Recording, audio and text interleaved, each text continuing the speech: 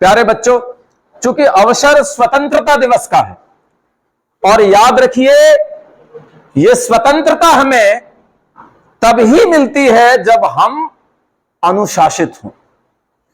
हम गुलाम हुए ही इसीलिए थे क्योंकि हम हमारी पुरानी गौरवशाली परंपरा, महान ज्ञान, वैदिक संस्कृति और हमारा जो जिसके कारण इस भारत को विश्व गुरु कहा जाता है, उस संस्कृति, उस ज्ञान से शायद हम दूर हो गए थे। हम बट गए थे कई पंथों में, मजहबों में, जातियों में।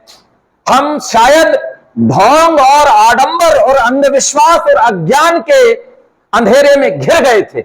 इसीलिए कुछ चंद लोग बाहर से आते हैं और हमारे इस देश को गुलाम बना लेते हैं। विश्व पटल पर ज्ञान की ज्योति जगाने वाला भारत आखिर गुलाम कैसे हो गया? तो उसका कारण यही है कि शायद हमने हमारे ही ज्ञान स्वरूप, जो जिस ज्ञान की अलख को भारत ने जगाया, हम शायद उसे समझ ना पाए। एक दौर ऐसा आया हमारे देश में। इसीलिए मैं आज स्वतंत्रता दिवस के इस अवसर पर सबसे महत्वपूर्ण संदेश के तौर पर यही कहूंगा कि 2 सूत्र याद रखिए।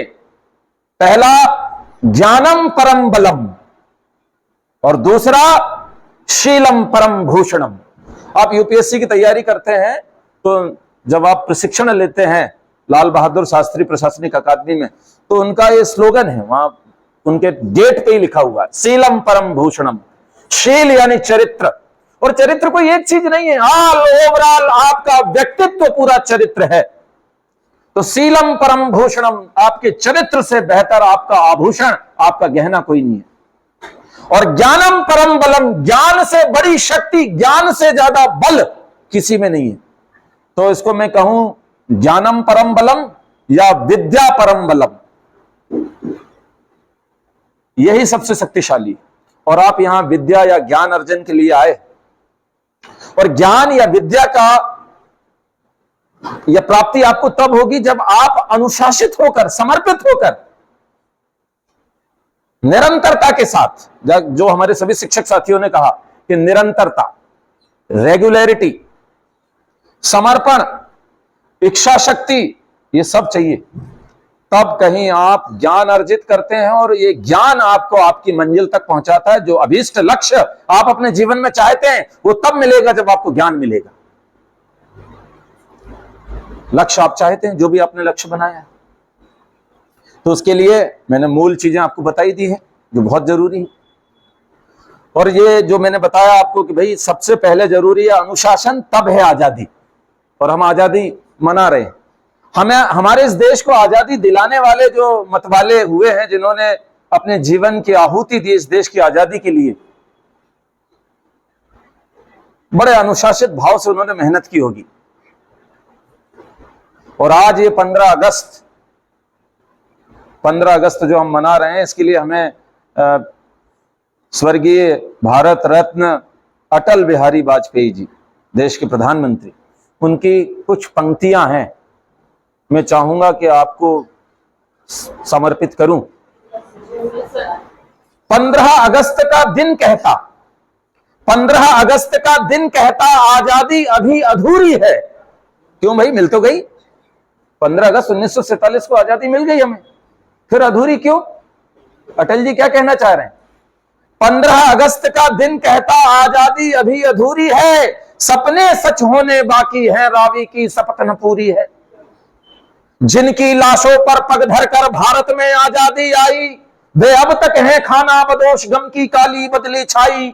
भारत के फुटपाथों पर जो आंधी पानी सहते हैं, उनसे पूछो 15 अगस्त के बारे में क्या कहते हैं।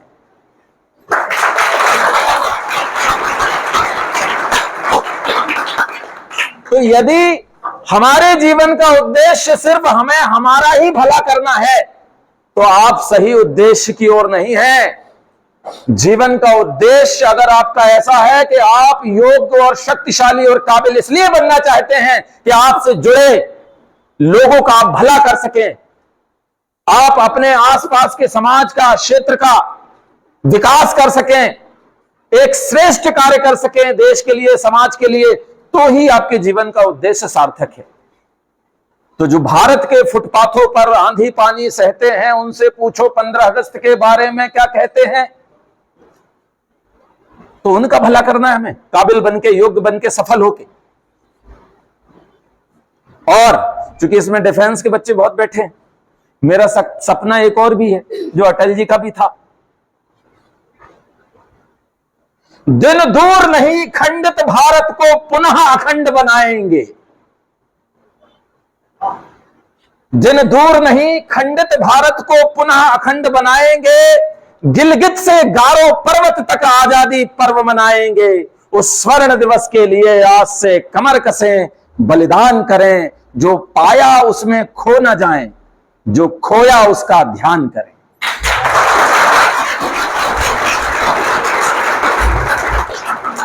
तो प्यारे बच्चों, ये सब तब हो पाएगा जब आप सशक्त होंगे, शक्तिशाली होंगे। और शक्ति आएगी ज्ञान से, और ज्ञान अर्जन के लिए तप करना पड़ेगा। भगीरथ को भी गंगा लाने में बहुत कठोर तपस्या करनी पड़ी, तब कहीं गंगा आई। हम सब सूरज की तरह चमकना चाहते हैं। पूरी दुनिया हमारी चमक, हमारी दमक, हमारी रोशनी देखे। हम पूरी दुनिया को प्रकाशित कर दें, सूरज की तरह चमके। पर क्या सूरज की तरह जलना चाहते हैं? और क्या बिना सूरज की तरह जले हम प्रकाश फैला सकते हैं? सफलता का कोई शॉर्टकट नहीं है। सफलता का मैं पुनः बता रहा हूं, एक ही तरीका है, संघर्ष, परिश्रम, मेहनत, धैर्य। ऐसी विपरीत परिस्थितियां कई बार आपके सामने आएंगी कि आपके पैर डगमगाएंगे कि क्या किया जाए। पलायन करने की इच्छा होगी कि सब कुछ छोड़ो, घर चलो, सोयाबीन काटेंगे। पर उन परिस्थितियों से जो लड़ेगा, अपने आप को समझाएगा, अनुशासित रहेगा और हिम्मत नहीं हारेगा, वो जीतेगा। कोई भी लक्ष्य बड़ा नहीं, जीता वही जो डरा नहीं।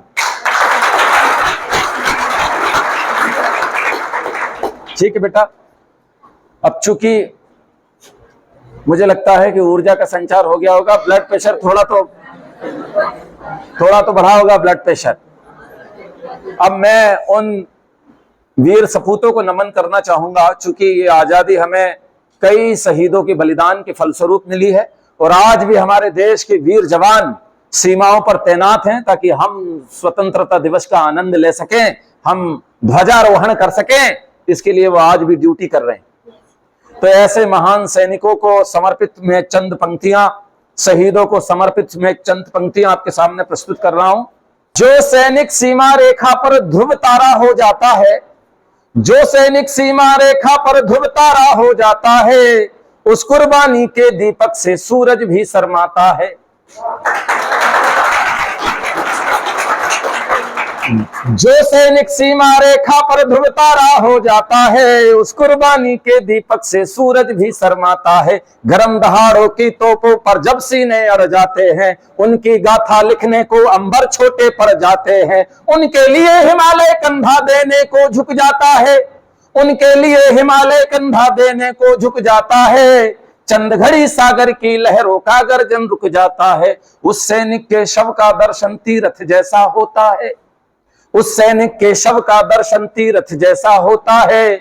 चित्र शहीदों का मंदिर की मूर्त जैसा होता है, चित्र शहीदों का मंदिर की मूर्त जैसा होता है। उनके चरणों फूल चढ़ाओ, उनके चरणों फूल चढ़ाओ, माथे पर चंदन धरना, और शहीदों की मां का संसद में अभिनंदन करना, और शहीदों की मां का संसद में अभिनंदन करना। तो प्यारे बच्चों, बहुत बहुत धन्यवाद। मेरी पूरी टीम को भी धन्यवाद, हार्दिक शुभकामनाएं। आपने मुझे अपनी भड़ास निकालने का मौका दिया। इसके अलावा और भी हमारे सदस्य जो बच गए हैं,